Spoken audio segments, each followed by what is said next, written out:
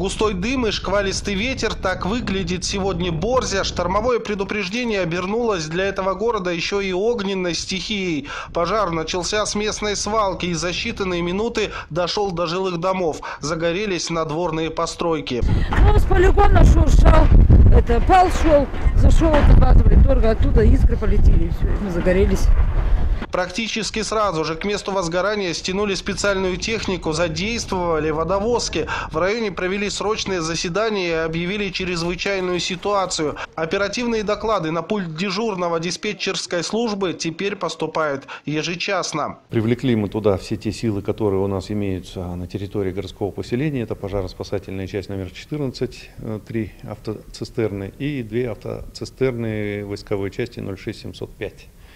С ними у нас контакт налажен, они помогают в тушении пожаров, ликвидации этих пожаров. Также были привлечены водовозная техника, 2 водовозки городского поселения Борзинское, 1 водовозка у железнодорожников была позаимствована. В данный момент они все работают.